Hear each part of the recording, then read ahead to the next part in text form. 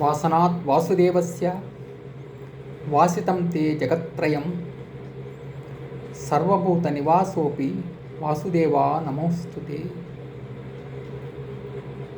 ముల్లోకాల్లో నివసించేవాడు, సర్వజీవరాశుల్లో నిగూఢంగా నిక్షిప్తంగా నివసించేవాడు అయిన ఆ దేవదేవుణ్ణి ఎలా ధ్యానించాలి, ఎలా పూజించాలి అన్న జిజ్ఞాస కలగటం సహజం. నిరాకారుడు, నిర్గుణ సంపన్నుడు అయిన ఆ దేవదేవునికి ఏ రూపము ఆపాదించకుండా మనసును ధ్యానం చేసి పూజించటం లేదా ధ్యానించటం కేవలం మహాయోగులకు, మహాత్ములకు మాత్రమే సాధ్యం. సామాన్య మానవుడికి అది కష్టతరమైన పని. మరి సామాన్య మానవుడు విగ్రహాన్నో లేక దేవుని చిత్రపటాన్నో పూజా మందిరంలో అమర్చుకొని స్తోత్రపట్నం ద్వారా కానీ, నామస్మరణ కానీ, జపం ద్వారా కానీ, ధ్యానం ద్వారా కానీ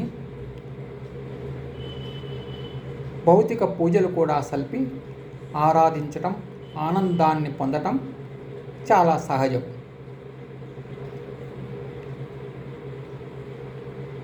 మహాభక్తుడైన కబీర్ దాస్ శ్రీ రామనామామృతాన్ని గ్రోలుతూ విగ్రహారాధనను ఇలా ఖండిస్తాడు.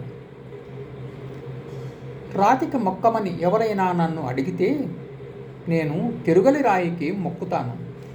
ఎందుకంటే తద్వారా పిండి లభించి రొట్టె చేసుకొని తిని జీవనాన్ని గడుపుతాను. ఈ మహానుభావుని చెప్పిన మాటలు విని విగ్రహారాధనను త్యజించాలా, దేవదేవుణ్ణి కేవలం మనసులోనే ధ్యానించాలా అన్నది చర్చనీయాంశం. ఈ సమస్యకు కొంతవరకు భగవద్గీతలో సమాధానం లభిస్తుంది. 12వ అధ్యాయంలోని 5వ శ్లోకంలో శ్రీకృష్ణ భగవానుడు దేహాభిమానం కలిగిన వ్యక్తులకు అవ్యక్త పరబ్రహ్మ స్వరూపాన్ని ధ్యానించటం, ఆరాధించటం అన్నది కష్టసాధ్యమైన పని. దీనికి సమాధానాన్ని కూడా 6-7 శ్లోకాల్లో గీతాచార్యుడే తెలియజేస్తాడు. సగుణ పరబ్రహ్మ స్వరూపుడైన నన్ను ఇతర చింతలు ఏవీ లేకుండా కర్మ ఫలాన్ని త్యజించి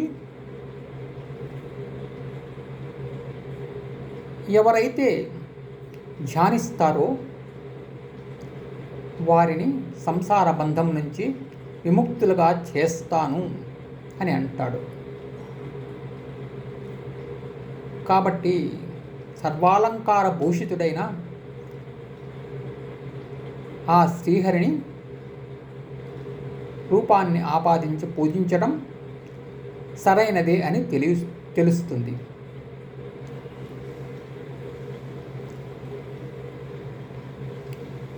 అలాగే మరో విషయాన్ని కూడా భగవానుడు భగవద్గీతలో తెలియజేస్తాడు. అనన్యాశ్చింతయంతో మాం ఏ జనా పర్యుపాస్యతే తేషాం నిత్యాభియుక్తానాం యోగక్షేమం వహామ్యహం.